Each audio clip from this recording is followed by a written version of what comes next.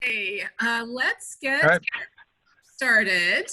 Welcome everybody to the, I don't even know what the number is here, maybe fifth or sixth Monday check-in for Head Start ECAP, Early Head Start directors, staff, parents to get kind of an update about what's going on. It also enables to ask you questions about things that we need to know as we move forward with state and federal advocacy around COVID response and other things, and to update you on training things that are going on with us and our partners. Oh my God, the cat is going completely bananas. Um, and, um, and to have an opportunity for you guys to share with each other what's rising to the top in terms of challenges or things that are really working well that you can that we can replicate across the state. Without further ado, one thing I will say is if in fact, so I do try to lay the groundwork for this call each week with my WSA morning email, which is got a lot of useful links in it and sort of asks some of the questions that we will be talking about on these calls periodically. If you are not getting that email, check your spam or send me an email and I will make sure that you get on that list. If you're registered for this, you should be getting it. You should be getting it. So the first couple of things on that list are really about stuff that happened last week. On Friday, we had Devin Stubblefield do an hour-long webinar on sort of addressing the financial issues that come with COVID and families losing their jobs and other kinds of stressors. And it was so great. And so I wanted to make sure that you guys knew how awesome this was. I mean, Joel was on the call too. Both of us learned a lot about the options that both your parents and grandparents and your staff have in times to renegotiate deals with their credit cards, rebates on their insurance, whether it's insurance or other insurance. I'm sorry, So Katie. we just had a ton of Katie? Yes. Can you mute everyone, please, because there's a lot of background noise. Yeah, okay, hold on. Thank you. Okay, let's see. Where's my mute? Mute. All right, we're muting you all, and then I'm going to unmute Joel here. So yeah, we, you know, it was so great. I sent it out to all of the parent ambassadors because I thought it was so great. And I also recommend it to you guys, particularly you directors, to share, and you family support, to share with your family support staff and think about looking at that, or at least looking through the PowerPoint that I attached as well. I also sent along my Learn Zoom with Katie. We're really learning Zoom now, which brings me to my second point, which is our Birth to 3 virtual institute, which started this morning and is going great so far. So you still have time to sign up for those if you are interested in other classes. The next class starts tomorrow and we have them over the course of the next 3 weeks. So feel free to sign up for that. And I wanted to make sure you guys knew that we arranged for Jason Reminke, if I'm pronouncing that correctly, from DCYF. And I think also Nicole Rose might join him as well, or maybe Allison Kritzinger from DCYF, to give some updates about the changes to Working Connections childcare subsidy. And a Q&A. So, and I told him that we would, given that most of the directors out there have got to hear from him on the ECAP director call, I told them we would also open that up to parents and staff. So, so you are all welcome to attend that. It's on Wednesday at 2, and the link is in the Monday WSA Monday email. And for those of you who didn't get it, I will post it in the chat after we get going. And what else, Joel? What am I forgetting? Oh, so the other thing that I mentioned was that Katie, Central you're Washington frozen a little University. bit. Sorry. I think I lost you a little bit. Central Washington University has told us that we cannot come. So we probably would have canceled anyway, but definitely since they told us we can't come, we have to cancel the in-person Summer Institute. So Joel and I are pondering whether to move that online in some modified form, like we have the, like we're doing with the infant toddler conference that we moved online, or whether you would be more interested in us moving the date to some other point in the summer or the fall or winter. We'd be interested in some feedback on that point. And let's throw that out there. Do people have any thoughts about that? That event, most of you have probably had people from your staff attend in the past. It's at Central Washington University, and it's really geared towards teachers and family support. And we usually have at least 1 or 2 infant toddler things, but we've obviously consolidated those into this this week's meeting. So yeah, what do people think? Danielle Rasmussen says she would prefer to move it to a later day so that it could be in person at CWU. Other thoughts? I'm worried when we might ever have it. That's what I worry about. That's my only... that is one of the challenges. If we try to move it to another date, it would have to be the summer because it would be hard for people to get 3 days off during the school year. But we also don't know when Central is going to allow us to come back. And share. Okay, so several people have said in person at a later date. Nancy Trevina says once school starts, it's hard for staff to be off for a few days. Cheryl Habgood, who's been an awesome trainer in the past. She didn't say awesome in her comment, but that's what she meant. I would hope it could be held at a different time for in-person, maybe just skip for this year and shoot for 2021.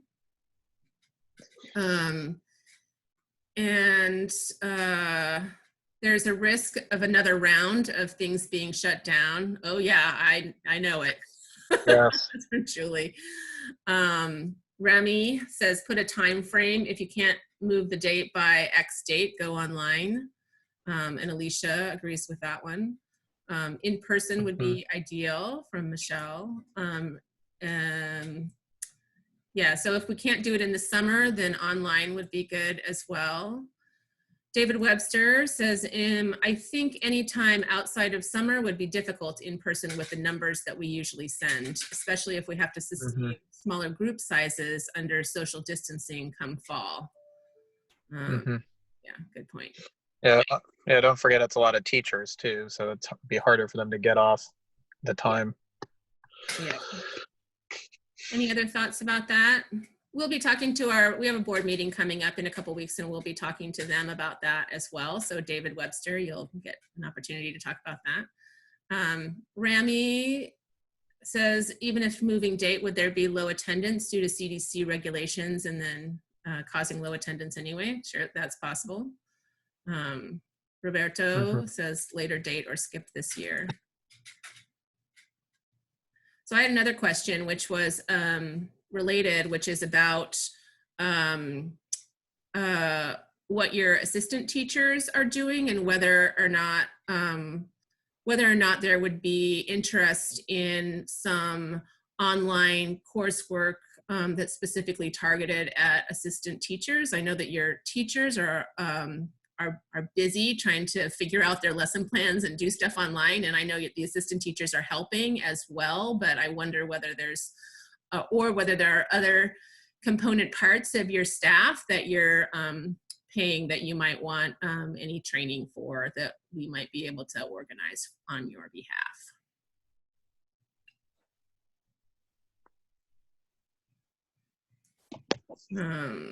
So let's see here. McKendry says, I vote virtually just in case we can't do in person this summer. I'd love the info.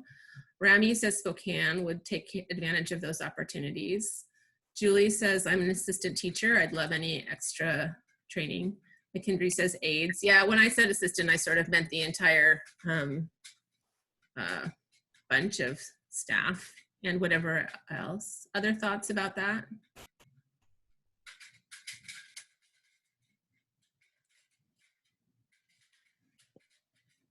I'd be curious, Katie, if, I mean, we don't have to call it a summer institute, but if we were to offer a couple or, 3 or 4 trainings this summer virtually, what topics would people like to see us offer if we might not be able to put on a full-fledged virtual summer institute? Because and we end up having to postpone the summer institute. But what kind of training would be helpful this summer, especially for teachers or other folks?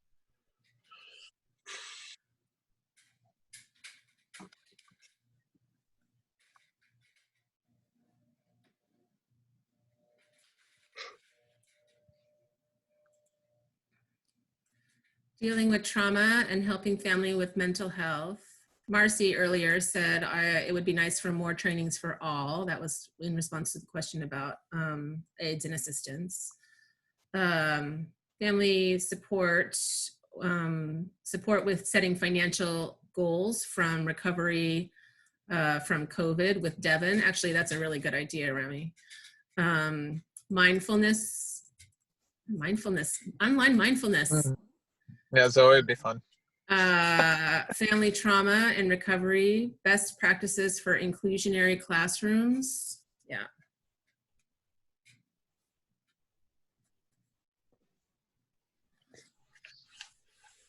All right. If you have any other ideas, please send them my way. Best practices for health considerations with COVID. Yes, very good idea. Feel free to email me anytime. And Joel, is Melissa on the call? She is. I see Melissa and Claire. Maybe Melissa can start us up and do a little bit what she sees in the landscape, and then maybe Claire can add to that, and then kind of give her insider's view of what's happening. Yeah. So today we have a guest, our amazing lobbyist, Melissa Johnson. See, there she is. Yay. And Melissa has been hard at work with our ongoing conversations with DCYF about COVID and with the legislature. And so she's going to give us an update for us today about what's going on. So take it away, Melissa. Thank you, Katie. Thank you, Joel. So I think it's fair to say now that the legislators are focused, and the governor obviously are focused on the budget implications of COVID-19 across the board to all the sectors of our government. That the revenue shortfall that is expected because of the COVID-19 shelter in place and the restrictions, all, as you know, is having a negative effect on the economy. And so legislators, so the governor started off a few weeks ago in some vetoes of the supplemental budget that passed the legislature to the tune of about $445 million. And then just a week ago, the Office of Financial Management, the governor's budget office, issued a memo to all of its state agencies to begin budget exercises on identifying potential cuts, potential funds that don't need to be spent right away, essentially kind of combing through each state agency budget to identify funds that can either be shifted or cut. And so this, of course, is not a good place to be. It's reminiscent of the 2008 reaction to our recession. So all of this is very troubling, of course, to us. And so our focus now is on how do we ensure that our funding for early learning is preserved. It was very unfortunate and disappointing that our rate increase that the legislature adopted in the supplemental budget was vetoed. We still do have the funding for the complex needs, and so we are going to try to do everything we can to preserve that funding that will go into effect in the next fiscal year. So really now I'm working with Joel and Katie to develop an initial message to legislators. Joel is the primary author of that, so thank you, Joel. But just to remind legislators that we are out here, even though many of our programs have closed their doors physically and aren't in the classroom, that most, if not all, programs are doing outreach to families, are providing very much needed services in a range of kind of the food delivery and educational and family supports that you all do so well. Those services are still continuing to happen. And so we want to make sure that legislators know that and they're getting the message that early learning is not shut down in this pandemic, and that our ECAP programs are doing everything they can to make sure that families are safe and healthy, and that everyone in that family is getting the education as they need, not only just the ECAP students, but as Joel and I were talking earlier, a lot of the services that you are presenting now to families, there's a multiplier effect that each person in that family, older kids are responding, and the pressures you're taking off of parents who are having to stay home. All of that, legislators, we want legislators to know about that. So we're putting together just a short message with different scenarios from different parts of the state, so that we can, so legislators can look and see where, we are across the board in rural and urban areas delivering those services, all with the aim that, and it looks like it's when, not if, the legislature comes into a special session to contemplate budget cuts, that we are top of mind with them, and that we are preserving our funding as best we can. Joel, do you want to add anything to that?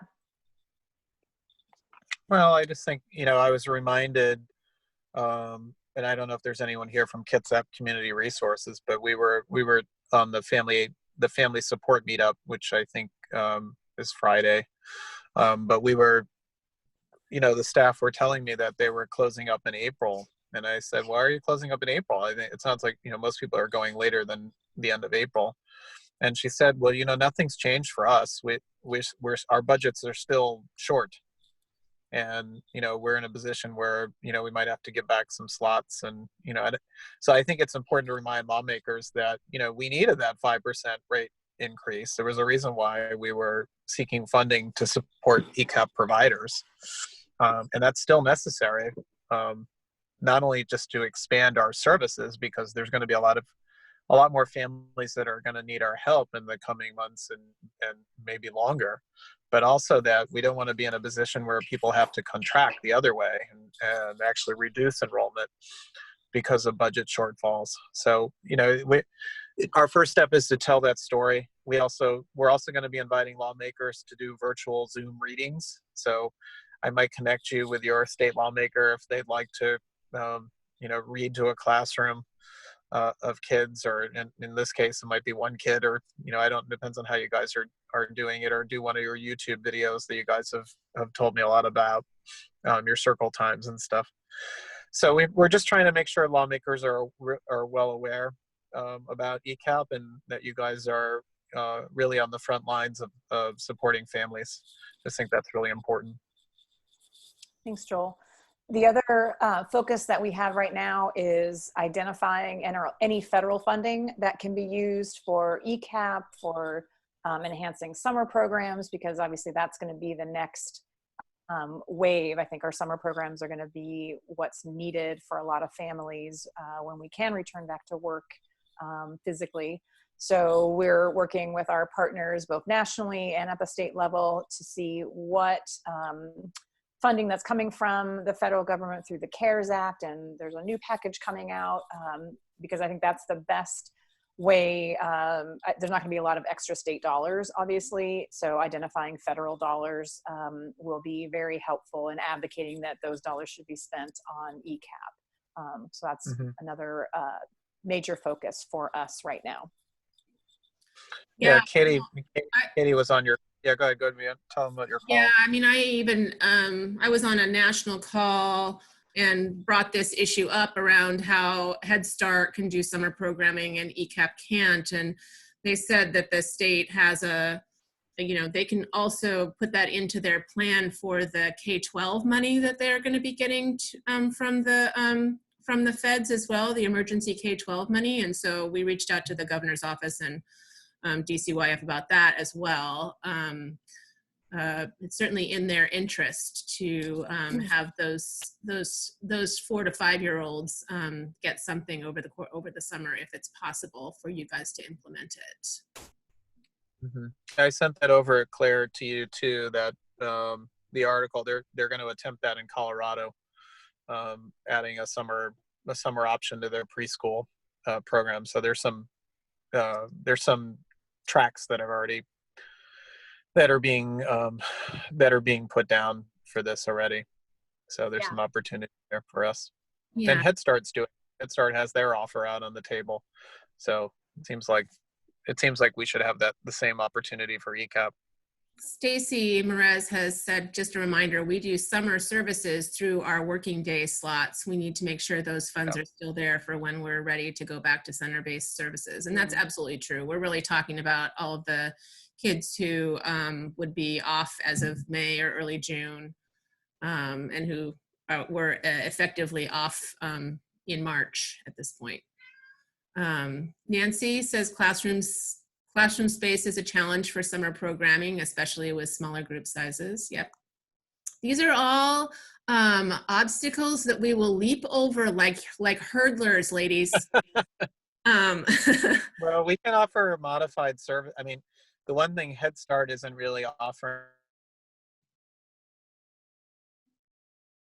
We just lost you, Joel. Rami also said more may qualify now due to businesses closing doors and unemployment increases. We need to protect early learning to support families. This will increase the number of kiddos that qualify that we won't have slots for. Funding us is a support to removing the barriers for those who cannot open their doors in childcare. We support families getting back to work. David Webster says we need to keep pressing OSPI for access to K-12 buildings for any summer programming. Amen. As of this point, we're being told that districts are being told that the shutdown means no use of buildings under the stay home directive. Other than food or other than the food service or the childcare that they are currently providing, that's correct. So it's and there has, I'll just say, there has been conversation around how we when we come back in, what come back in looks like, especially as we think about young children and families and what our school buildings could be used for and how they could be used. But again, we have to be careful about bringing groups of people together and opening things too quickly, which is why they say that. I think the other issue is around salaries, and this is if you're K-12 funded, obviously you're on contract and your contract goes through X date, and May 15th, if you are an employee, that's a magic date for pink slips. And so there's that piece. There's also the piece of the conversation, they can't have summer school because they're still paying individuals to work in whatever context they're able to work in.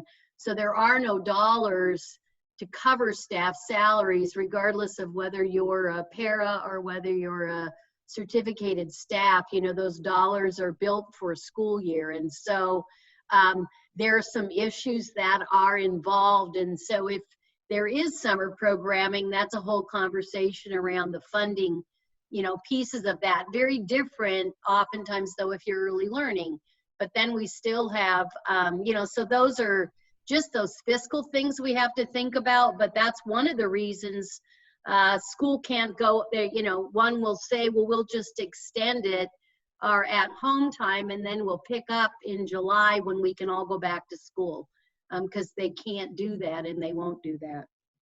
Claire, Yeah.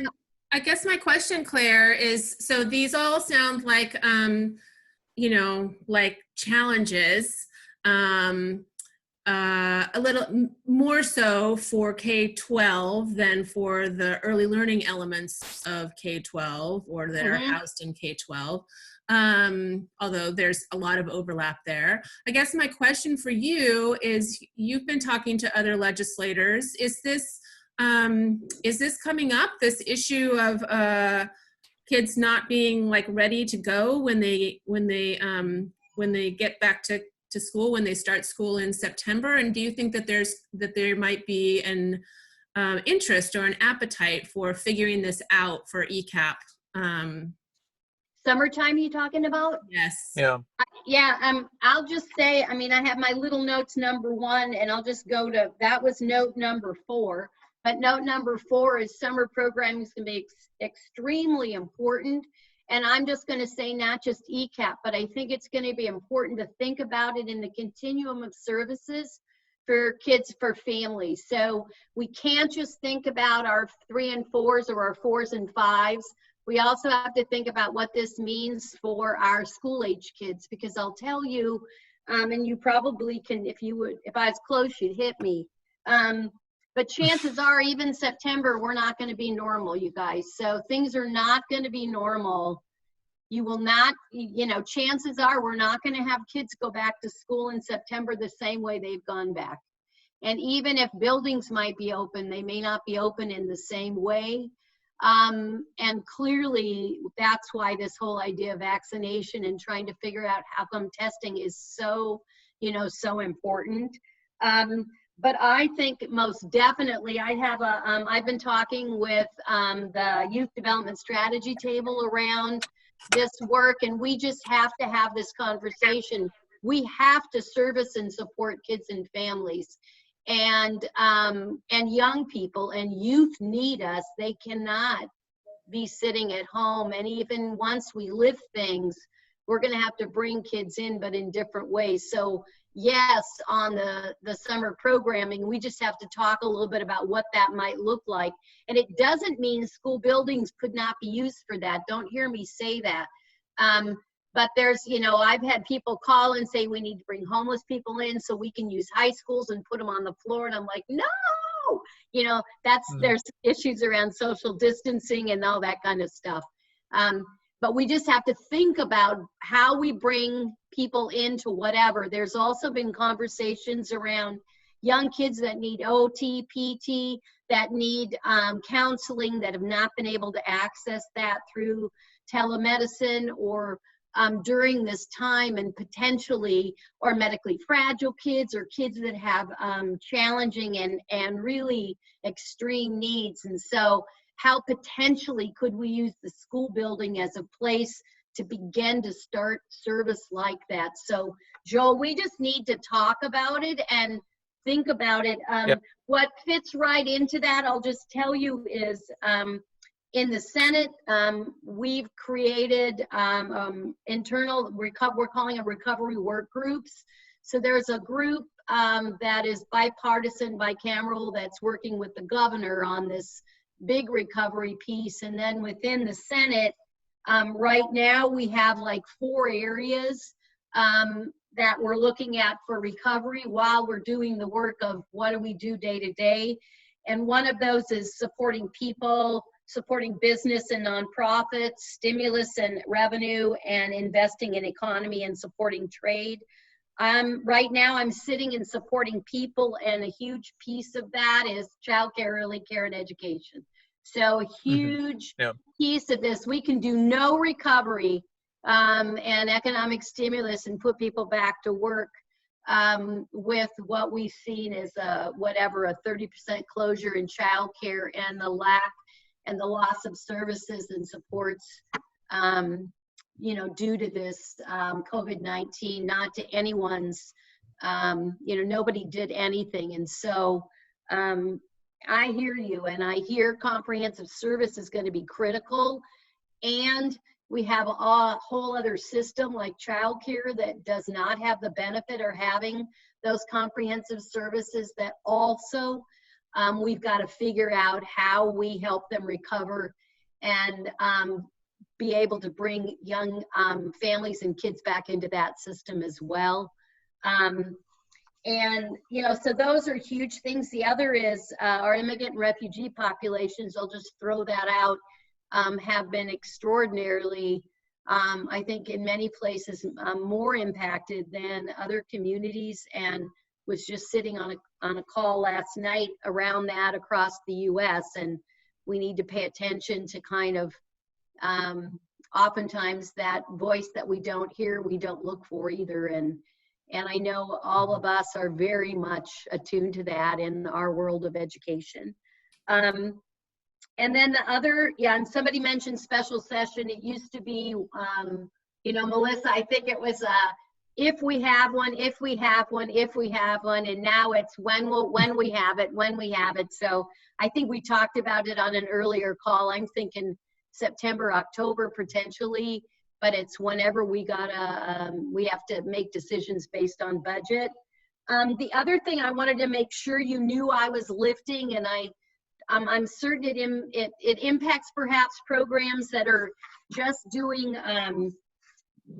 services from afar, but there's been a lot of issues around the supply chain and lack of supplies for our care providers, especially those that are doing not only ECAP or Head Start, but also are doing childcare. So have finally connected Ryan with Childcare Aware with the Washington State Hospital Association for masks, because they got hundreds of thousands of masks that have been imported that they've gotten a hold of, and so have made that connection. And then also made sure on every call with Commerce, with Lisa Brown, and also in contact with Cheryl at DCYF around the list of the supplies that are so critical to our programs, be it bleach or toilet paper or paper towels or soap or diapers or whatever. So just elevating the needs of our youngest, those that care for our youngest learners, to make sure that we're not lost. Because you all, you know, we do essential, y'all are essential providers and essential workers and the folks that are doing their job. That's the only other thing. And I guess the only thing I will share that has nothing to do with COVID at all really is that on Wednesday, April 29th, Senator Randall and I are doing a Facebook Live at noon. And where our focus is on really special education and the challenges that families are facing with distance learning, but really focused on what's working and kind of how people are coping and surviving. And we've got the head of the Kitsap County PAVE, which Senator Randall, she's got a great relationship with, and then Carrie from the Office of Education Ombuds is coming on as our second special guest. So I just invite you to look for that on Facebook and join us if that's something that might be of interest to you. Yeah, we'll be happy to share that. Yeah, thanks, Claire. That was You're great. welcome.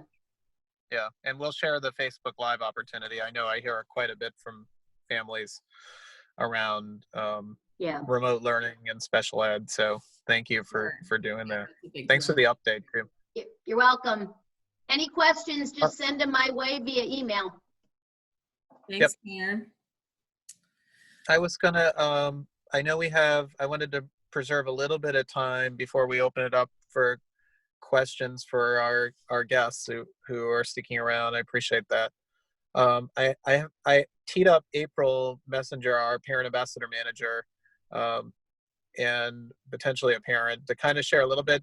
April conducted a survey of parents and some of their experiences around needs around COVID, and I thought she could take a minute and share some of that. And then I don't know if she was able to get a parent representative to join our call. We might have somebody already on the call too, but April, if you're out there, I don't know if you can unmute yourself to. Yeah, I'm here. I wasn't expecting to share, but I can do that. Surprise! Hey, I And can't see you. Where's your video? I have it off because I'm putting a baby to sleep. I guess makes sense. Yeah. So parent survey that went out, we had about 230 people respond. And, the biggest challenges that we're seeing that parents are lifting up are things like their children being at home needing those special services that we've mentioned on this call, really struggling with not having structure and the differences around the state of how services are being implemented. I know you all are aware of that, but it's just something that parents are lifting up, and they're really struggling with mental health. So those are two of the biggest things that came out of that parent survey, I would say, is not just their own mental health, but their children's, dealing with social isolation, increased levels of anxiety, and those were some of the biggest takeaways from the survey. Does that help, Joel? Yeah, that helps a lot. I don't know if there are any parents who've decided to join us, but maybe some of the folks that work directly with parents, maybe if you want to chime in and add your perspective. I think I saw Elle on here. Yeah, I wasn't able to get a parent with the short notice this morning, but we do have them joining the family support call later this week to share some stories about how they're even trying to work from home, as well as manage, having little ones at home, potentially kids in K-12 at the same time. It's just a new challenging dynamic that everybody is dealing with. Joel, Thanks, they might have a Spanish speaking parent in the other line, parent ambassador. Hi, I do have Sandra with me, but she said that she doesn't have anything to share. Sandra, ¿hay algo que te gustaría compartir?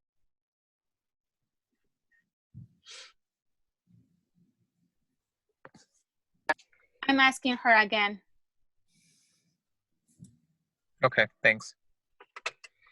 So we have a couple of comments that we haven't read out here with respect to some of the earlier conversations. Okay, dame un momentito. I'm sorry. I have Sandra that is willing to share. Yeah. Okay, Sandra, empieza a compartir, por favor. I'm a little bit scared because I have little ones with me.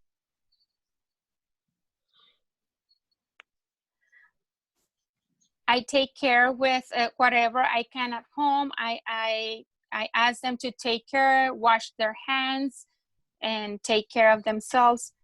And also, while I'm receiving information from you and from the news, and if there's anything that I can help and support other people in the community, passing information about where they can find supplies or assistance with rent, or sharing with them resources and services that they can receive, I share with people in the community.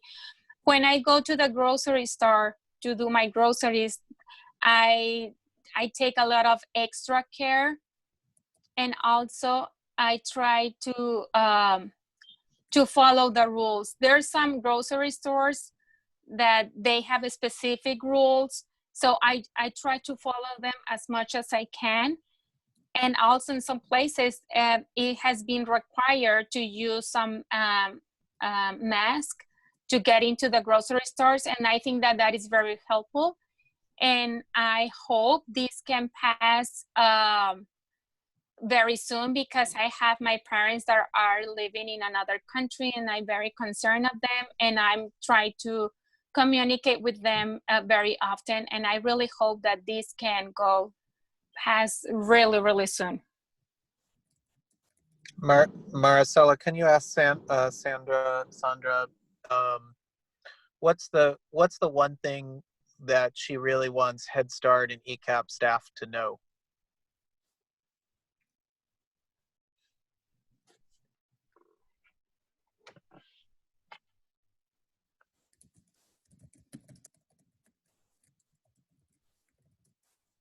algo que les quieras transmitir.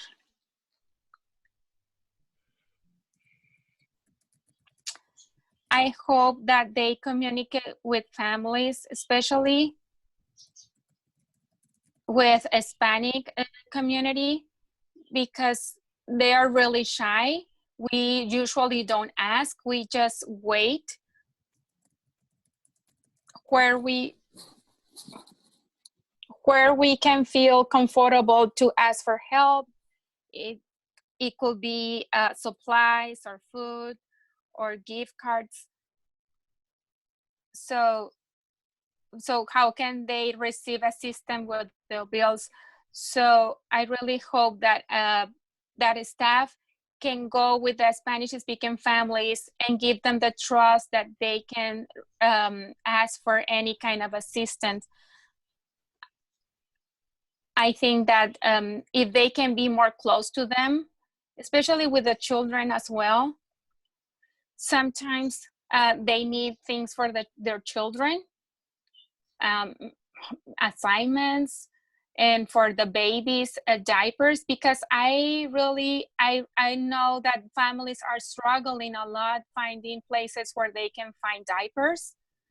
A lot of bank foods, they don't have diapers, so they are struggling with them. And the problem with our community is that they don't ask. So I think that being the staff being more proactive and say, you know, this is where the places where you can go, that will be very helpful. Thank you. That was very helpful, informative. Thank you. Maricela, can you share the information that was released on Friday regarding DSHS services for undocumented families? Yeah, I'm going to do it bilingual. So on Friday, it was the DSHS sent a memo saying that there's going to be a relief for all Washingtonians, regardless of status. And it's going to be something that they will receive only one time in the period of 12 months. The document from DSHS says that it won't affect public charge.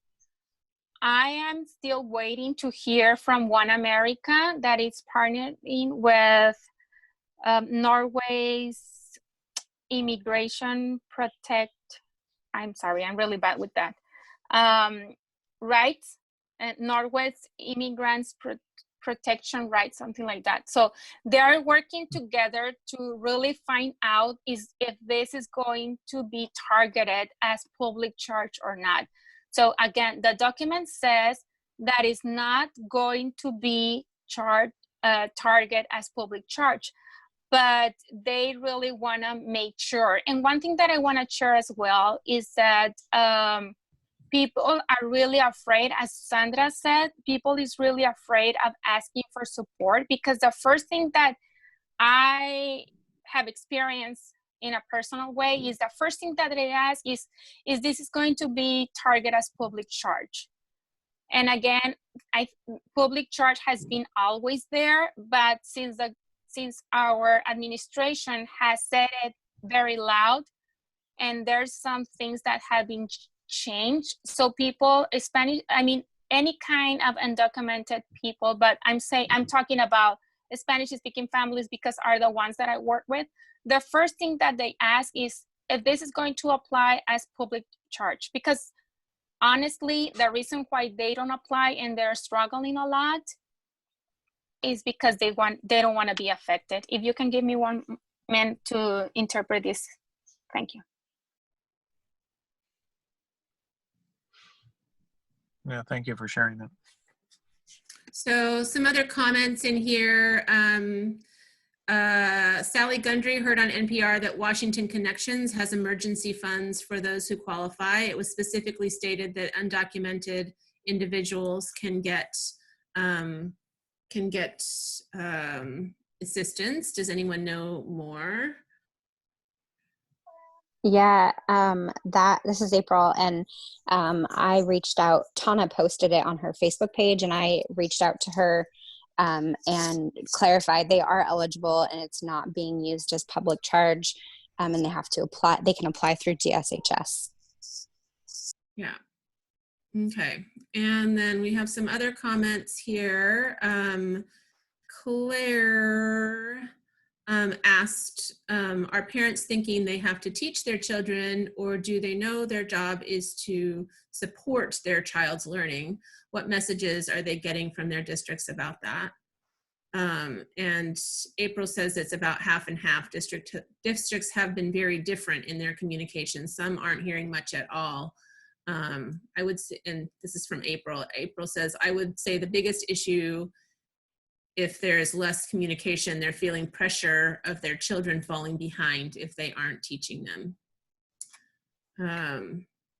Mary Rushton has put up the secret hotline for the Washington State immigration thing. So I'm going to put that in the regular text here. I think that's probably Fatima. This is the Washington State Immigration Rights Hotline. A lot of comments about counseling needed for parents, and questions about whether the parents and teenagers and whether K-12 schools are going to be able to provide some of that counseling to folks. Rami is working on resources to provide masks to their families. My teenagers started sewing them to donate to those who can't access them. They watched YouTube videos and learned the machine and found a pattern. This is very resourceful. What excellently parented children, Rami. Just a thought, many might be able to go into the mask making business. Margaret Santa Lucia says many of her non-English speaking parents are afraid their children will lose their English since they are not in school. Nancy Trevina says one of our supervisors initiated a diaper drive over the weekend, and it resulted in over 3,000 diapers donated in just 3 days, which our family support staff will be distributing to families as needed. I highly recommend initiating a drive. Nancy, maybe you can send me, if you sent out some sort of a flyer or however you went about it, let me know, and we don't have to reinvent the wheel out here. I can send a follow-up with some of this other stuff as well. Parents are also unable to help with some work. I think that's around schoolwork. Jody DeCesare from Okanagan says, as a parent from a district that has sent limited materials out for students, I'm doing much more than supporting K-12. In order to keep our children moving forward, we have supplemented what little was provided to essentially provide homeschooling for our kids. Julie Finnegan says they've been making lots of masks to donate, but the supplies need to be donated. We'd make more to donate, but would need to get the supplies.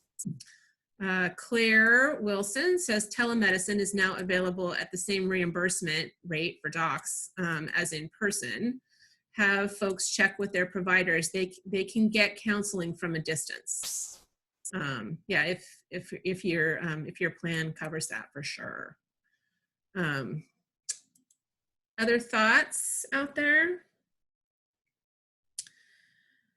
I do not, I don't think I received any new things that are happening on the federal level. Can some of the Head Start folks weigh in if anything new happened that I did not get emailed about or got buried in my email?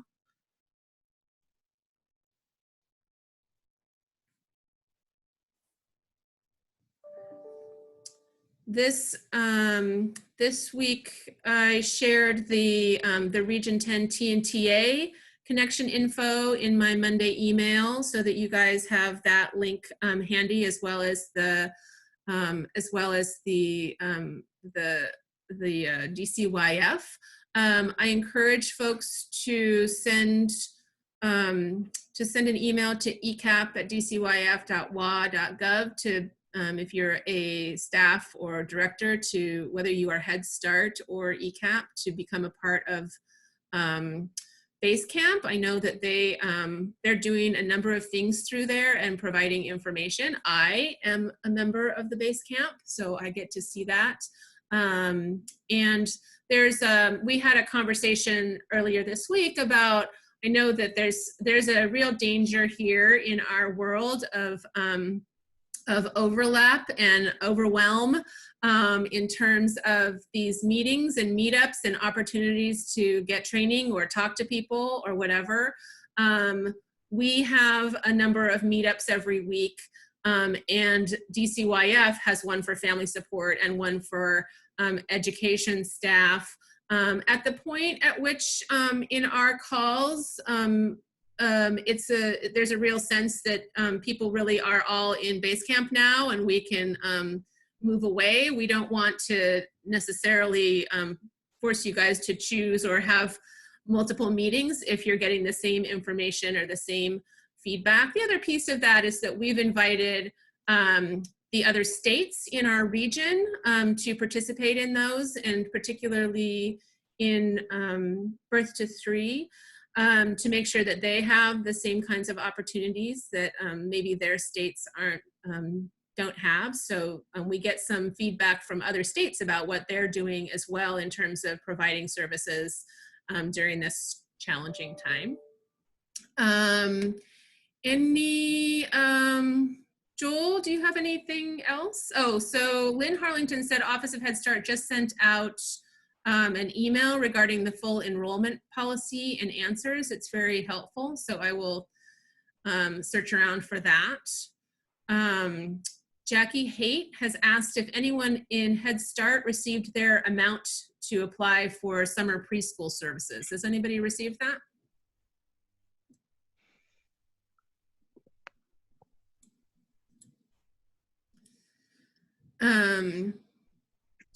Unmute yourself or write in the text. Nancy Trevina says that there wasn't a flyer for the diaper donations. The idea was shared on a supervisor's personal Facebook page and then a challenge to other supervisors to reach out to their friends.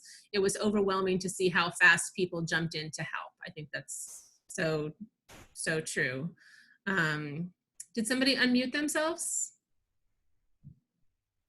Hey, this is Susan. Hi, Katie. How are you? Hey. I was just going to answer Jackie's question. There was a memo that went out to all Head Start programs saying that we needed to apply essentially as soon as possible for kindergarten, rising kindergarten, and that after the May 15th, it would be sort of on a case-by-case rolling basis. So it was kind of like we think we'll get a lot of applications kind of thing. So apply early. Okay, that's good to know. Everybody should apply early if you're planning on doing it. I guess I don't know, Jackie. Jody says that they didn't attach an amount to it, just the application. Maybe you get to name your own price. Yeah, I think this is Lynn. I think for the summer service, it's what you want to do as a program. But I think for the COVID-19 money, that money is going to be the same as what our COLA and quality money was. So it's two different sets of money. Okay, so for the summer services, you just need to send them a budget and then they'll negotiate with you like a normal grant? Yes. Yeah, okay. Rami says, a reminder that many teachers have their own families who are home. Teachers are the new frontline responders in COVID. I just wanted to give a shout out to our educators who are in the same, I lost it. The same situation and dedicated to supporting their students as best they can from home. Vote yes on anything that supports our teachers who have a gift that benefits our kids. And Roberto says they were told that there'll be a lot of summer work available in Spokane, but not sure about the amount of money. All right, any other comments for the good of the order since it's 12:58?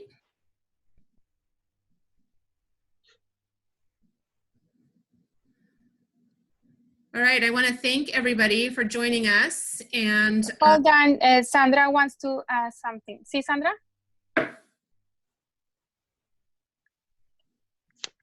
Is there any way that we can identify? There's people that are getting advantage about the situation. They're not community centers that are helping the community, but they are getting their identify. Is there any way that we can identify who are people that are doing fraud? doing what? Fraude. Fraud. Mm-hmm. Right. I don't know, Maricela. Maybe you can have a conversation with. I'm not entirely sure. Are you talking about? I'm not sure what she's talking about.